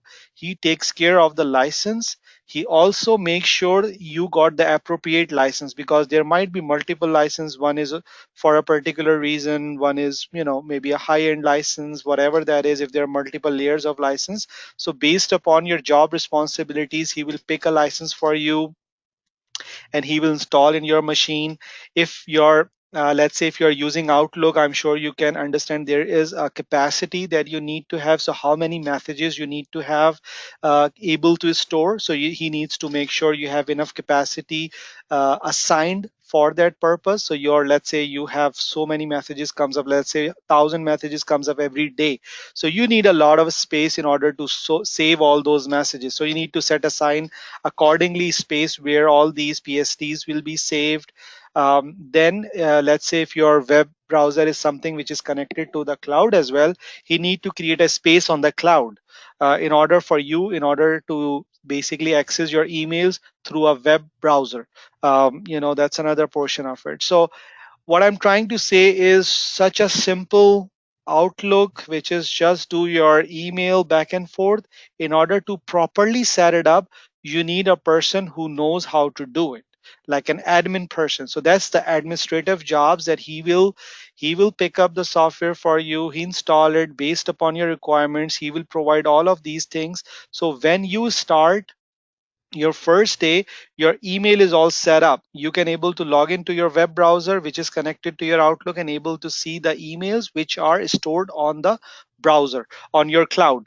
And then if you need to move your computer to another computer, or if you're forget for example crash your computer, this person's know where your PSTs is being saved, and maybe it's been uploaded or backed up. So if your computer crashes or your system crashes or your system got infected, he can able to take that saved data, install a new, reimage your machine, give you another machine, and able to take all that information and able to transfer that to a new machine or reimage machine, right? Another administrative job.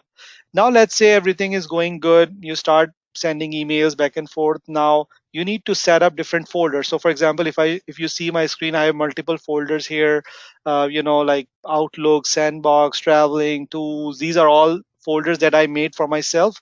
And what it does is basically, if a particular email comes up from a particular person, I want them to go directly into a particular folder. I mean, very basic task, but it's a task, right? So instead of everything just jumbled into my Outlook, and then when I see it, I have like every time I have like 15 emails to go through, and maybe I just, okay, these 5 emails are not relevant, either I delete or move it somewhere else, but I need to spend time. Rather, if any email comes up, if it is from a particular person, or if it is has a particular subject line, it goes to a predefined folder. Now my job is easy. Whenever I see a folder, if I see something which says my manager, boom, everything else drop, just check what my manager is asking for, right? Or if it is from a customer, I drop oh, let's see what customer is asking, right? Or if it is something more critical. So now it makes your life easier, because instead of going all the 15 20 emails every time you actually load up your Outlook, you have to go through in order to get to that. You have a system where things are done automatically, and you can just, every time you need to look into it, whatever your periodicity of looking at your Outlook, you go in there, you directly check your important information and basically get out. So it will save your time, increase your productivity, and becomes kind of a semi-automated system, right? You are getting what I'm saying, like just a way of doing things more automated or more professionally, which will save some time. Now let's say, yeah, is there a question? Okay, so all these things, what I'm trying to link in is basically for the admin part. Now coming back to Salesforce, I have a Salesforce actually.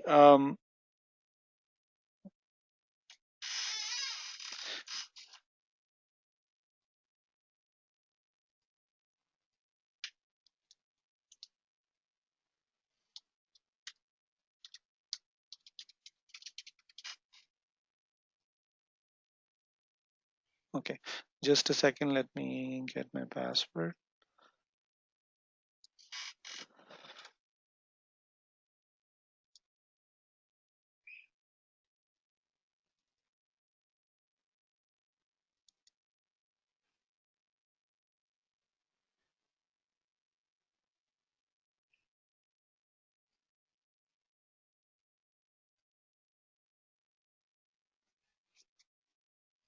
Okay, just give me a second. Let me.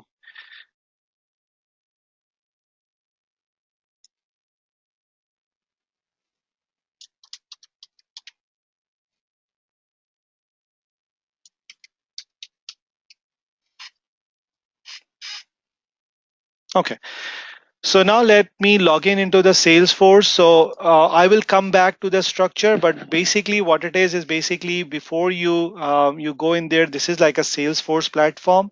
So in order to manage everything, in order to have people use it, somebody needs to get in and basically set it up. So you have something called setup, and what it does is basically you set up everything, that who can use it, how you can develop, who can able to log in, and all these information are basically in there. You can manage your users.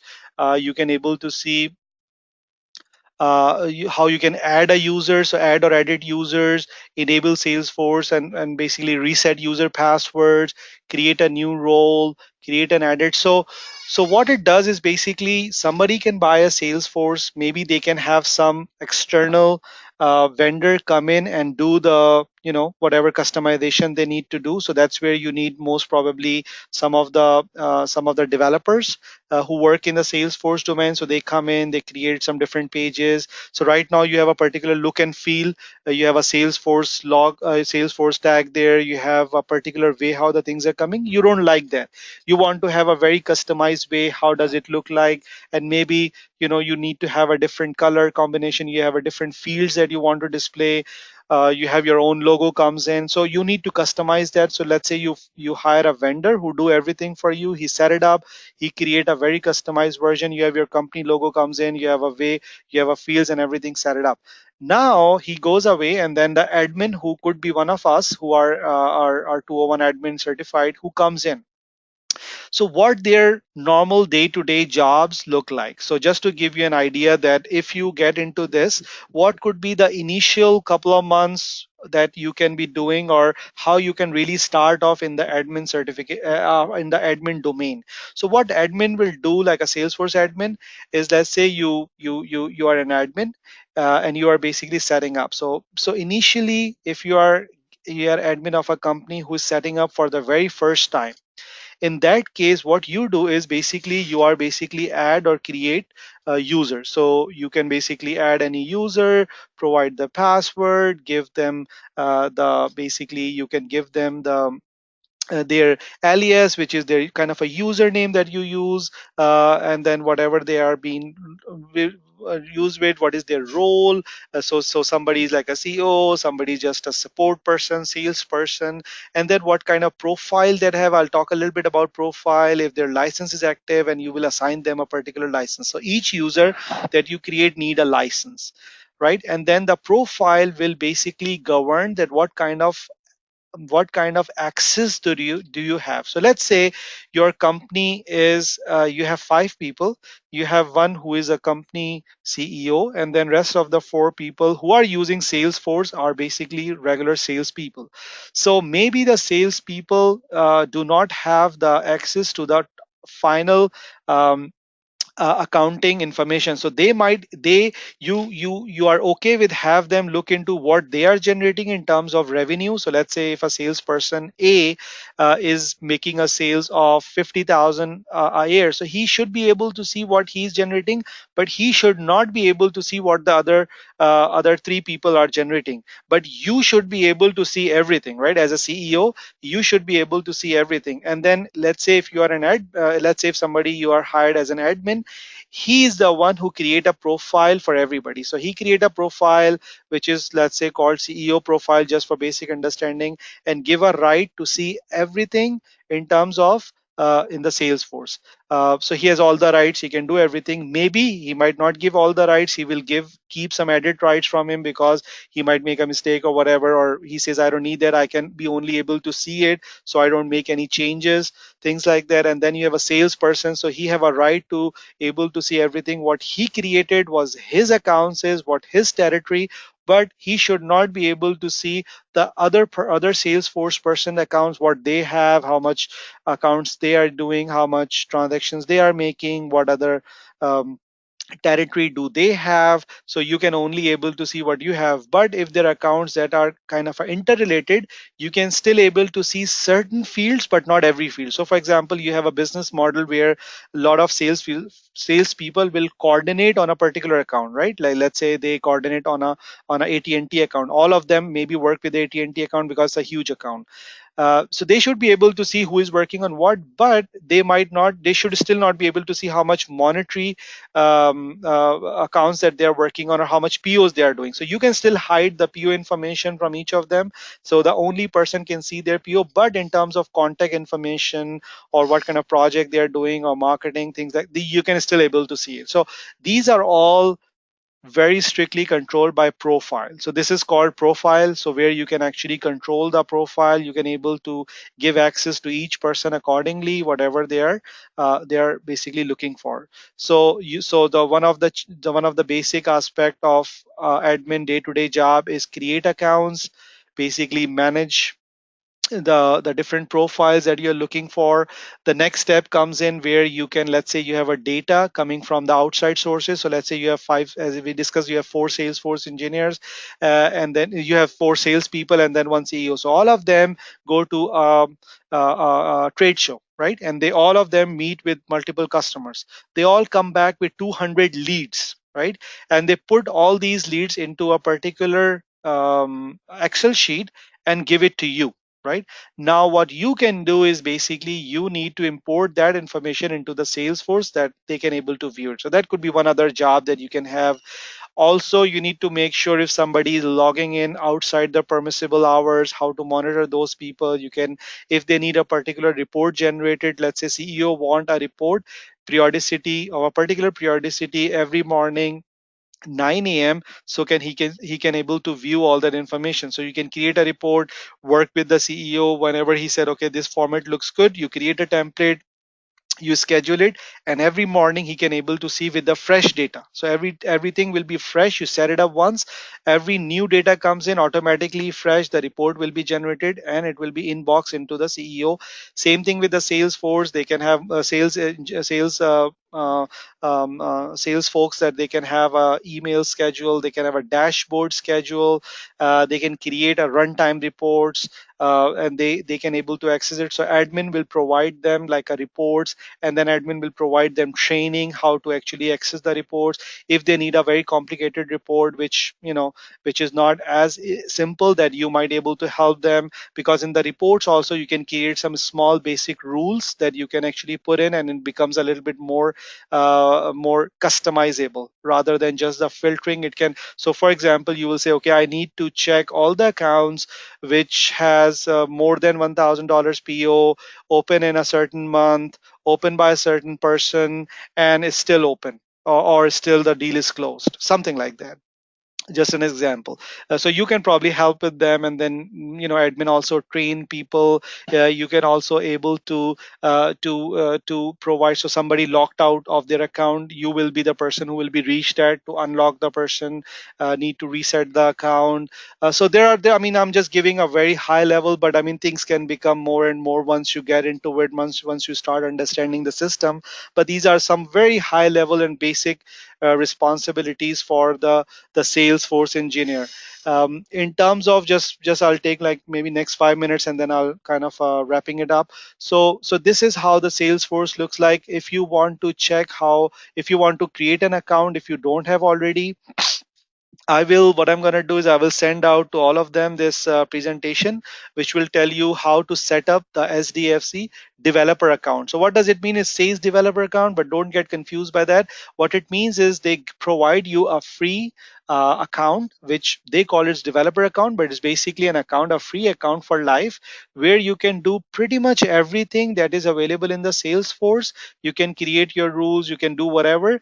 The only caveat is that you cannot put a lot of data. So you can have some sample data of 100 or 200 or 300 records, but they restrict that because they don't want people to use that as a as a final product, right? So obviously they restrict the number of records. Obviously, if you're running a company, you cannot use the developer account because it can only hold a very small number of accounts. It does not really have a lot of space, but you can able to actually check and develop all the, pretty much all the, not all but almost all the functionalities that we talked about and that we go through during the professional one. Even the look and feel of the developer account and the actual account is the same. So for example, if I log into if I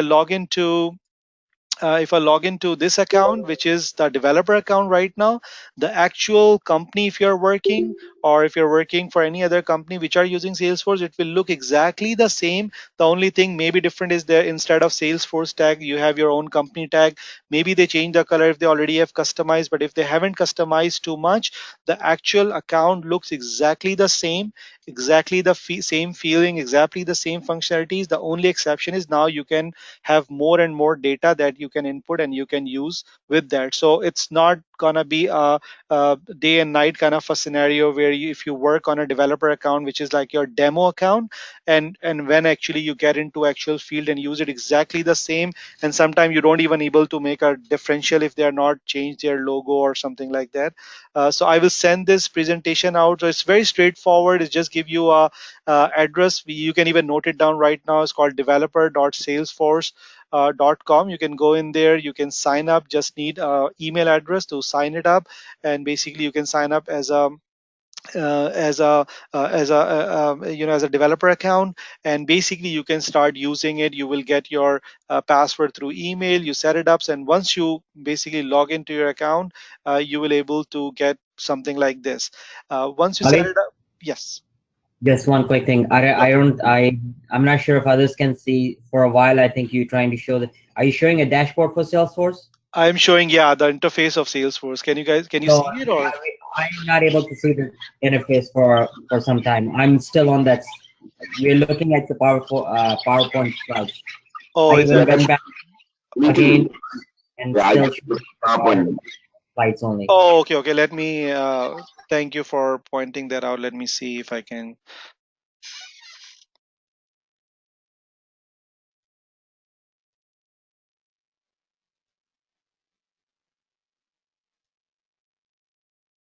Okay, let me know if you see a Salesforce screen now. Yes. Okay, all right. Okay, no worries. I mean, I just kind of a switch just maybe few minutes back. So just to give you, so this is how the Salesforce screen looks like. And what I was showing you that there's a presentation that I have. I mean, this is nothing but if you need to create an account on Salesforce, it's called developer.salesforce.com. You can even take the screenshot and you can just log into this. You can create a free account, and this account is pretty much for the lifetime. And what I was just mentioning that this has all the functionalities available that we will go through in our actual training, and it has is basically give you all the rules and whatever you need to do. The only exception is it obviously do not have a lot of space that you can put a lot of data, but you can put a good amount of demo data that you need to when you create a rule or something that you can able to play around. So it can easily have 100 to 500 records that you can put in as an example, and you can actually whenever you are working on any um, topic you can able to play around, and the view of it which hopefully you guys are seeing now is exactly the same as the professional version. The actual one exception of instead of Salesforce maybe you have your company logo or things like that. And what I was showing previously also that this is like your home.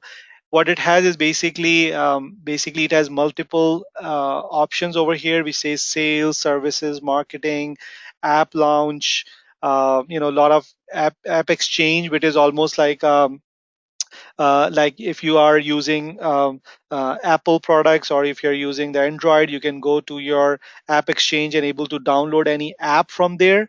So same thing, there are a lot of apps available which are all kind of a ready-made tools that you can use on top of Salesforce. They come, some of them are comes like your regular apps. Some of them are free, some of them comes with a cost, some of them are monthly or one time, whatever that is. But the big advantage of that is there are like thousands and hundreds of thousands of apps which are available, and it's a very huge market for creating apps. So it can give you like this kind of a view. And again, I mean, once we start our session we can able to go in more detail, but but what I was just explaining is these are some of the basic jobs that you need to have, and most of these, in at least for the full term of admin, you don't really need any kind of a software or a developer techniques that you need to employ or any language that you need to learn. However, if you want to progress in more, and as I mentioned before, that if you want to become more specific and you become more in detailed and become more all-round person, then it's good to learn in future like some of the coding languages that they have, which is very helpful, and they are not as complex as the other languages are, because this is already customized language, and they have developed some of their own language in order to create them. And they are very like most of them are very basic and very easy to learn languages for the future purposes. But as I said, if you want to start off, these are some of the things that you will be doing in your tenure. Now the last slide that I want to discuss, and then I'll take any questions that you guys have, is basically in terms of how will we progress. Is we have in terms of my training, hopefully the schedule is not the next, so not the next weekend but following weekend from the next, because next weekend is the Eid weekend. So we will start from the next weekend, next to next weekend, and then we have just a 3-hour class every Saturday, and then it's 9 to 12 Saturday, 9 a.m. to 12 p.m. Saturday, 6 classes, and maybe I have one or two extra classes for the preparation for the folks who are actually appearing in the exam. So what I normally do, we start with the case studies, everything we do is will be based on case studies. How let's say if you we can create a small company, and basically we try to do different jobs that they do it based on like our curriculum that we have, that okay, now this is the step how we do that, next step how we do that. So basically we do that, will be followed by quiz. So maybe starting maybe from the second or third session, we will have like 15 minutes or half an hour, 15 minutes to 20 minutes every time we have quizzes, which are actual questions from the exam, so that you can start preparing for the exam at the same time. So by the time we cover the course of our 6 week class, you are at least almost ready to go through the questions which I will be providing. I have couple of hundred questions that normally I provide. You might need to go through all of them, and some of them you might just need to remember them, because you might not able to go back and practice everything, because then it will become really cumbersome process. But some of them you might, like any other course, like if you have done GRE or GMAT or any of those kind of things, there are few things in order to get the certification quick. You need to kind of remember some of these things other rather than going and trying everything out, because then it will take a really long time to actually go through each and every question. So some of these things you kind of remember and appear in the exam. Hopefully you pass it on the first go. The exam is very simple. It's comparatively it's cheaper also compared to some other certifications. The $200 first time, and if you for example doesn't pass first time, they have almost unlimited attempts of 9 to 10 attempts that you can give in the same year, and then each of them followed by just $100 exam retake. You can schedule it easily, almost like a day, on a day or two notice, so you don't really need to wait for a while. Everywhere they are available. You need to go to a center and you can just register, and they basically it's a 90-minute test. You have 60 questions. The passing criteria is kind of a variable, but anywhere from 65 to 70%. So you can still have, out of 60, you still have a choice that you can go like 10 or maybe 12 incorrect answer.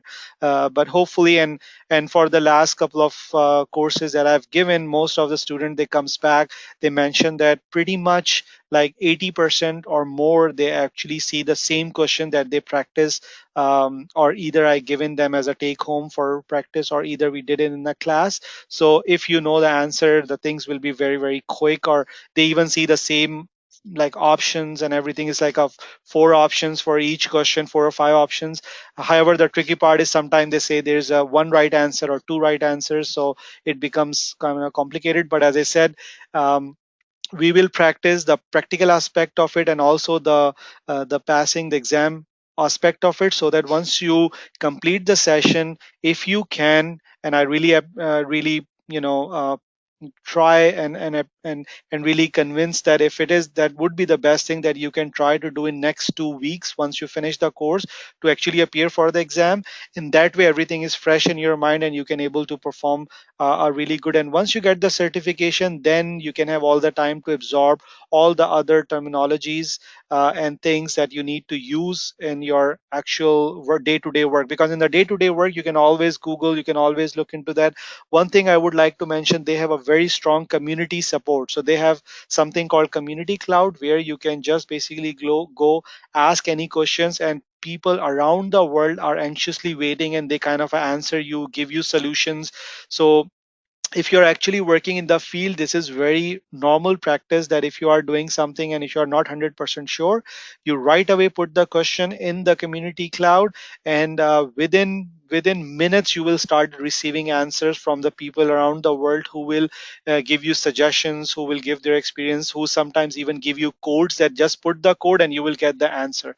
And I'm telling you from the experience that even the most complicated things that you can imagine once you're working in the Salesforce, sometimes they actually comes from the collaboration of a lot of engineers who are working in the field for years and years of experience, and they are kind of ready to help out, because in that way they can get more ratings, you can like it, they can do it, they can kind of recognize, and they become their, it's like everything is now about how many likes you have, how popular you are. So that can help them to grow their professional competencies. And if somebody's hiring them, they can always go and see, okay, this person is very obviously very competent, and I can go and see how they look. So like these days, if you want to check somebody, what is the first thing you do if you want to hire somebody, is go to their LinkedIn profile. You want to see what they have, what they did, how is their LinkedIn profile look like? Is it professional? If it is not, what their experience is, things like that. So similarly, like their community is very strong, they can provide you a lot of support with that.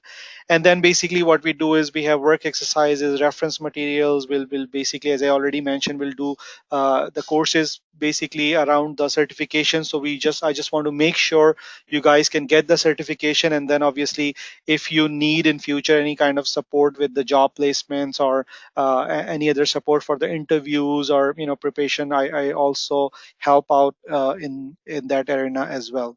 So having said that, I think I'm like a couple of minutes over, but now let me just open the forum for you guys and see if you guys have any questions for me.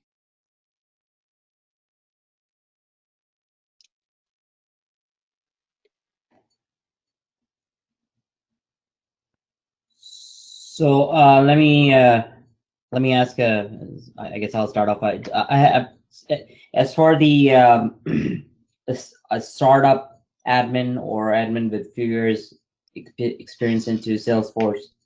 What are these salary caps? So, so what I see so far, again, the salaries basically, as you know, that they are based on the area that you're working in, and also kind of a demand. But what I see on average, that I pulled from multiple areas, is anywhere from 80 to 110K per annum. In terms of hourly, they're also anywhere from 45 to 90 an hour based upon the expertise that you have.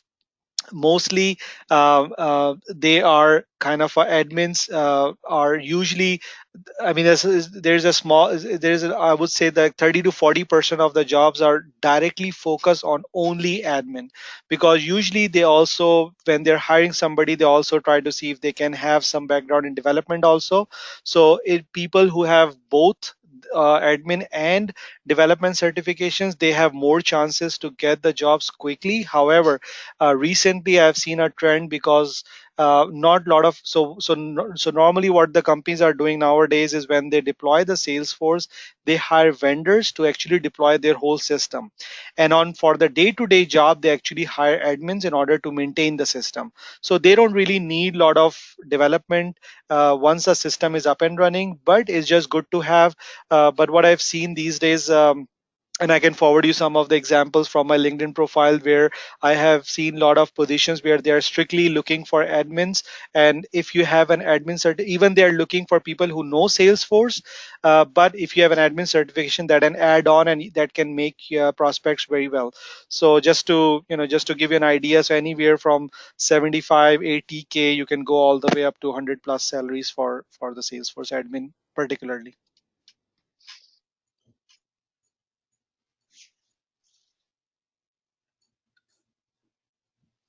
Any other questions, guys?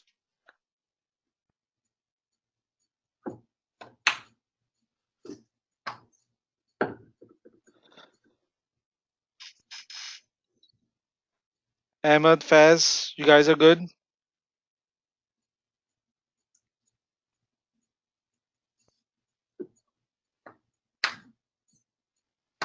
Anila, I saw you. You don't have any question, but anything else which is related to what we have discussed, or even beyond that, this is a good time to ask.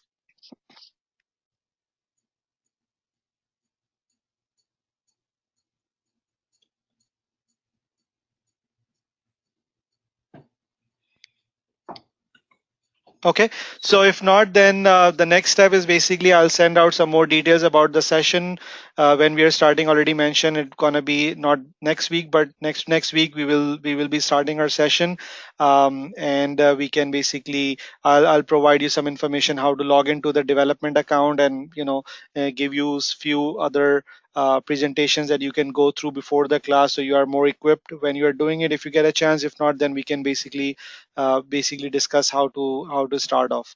So if there are no other questions, then thank you for attending the intro section, and then hopefully we'll see you guys in the actual session starting in few days. Thanks a lot, everybody. Thank you.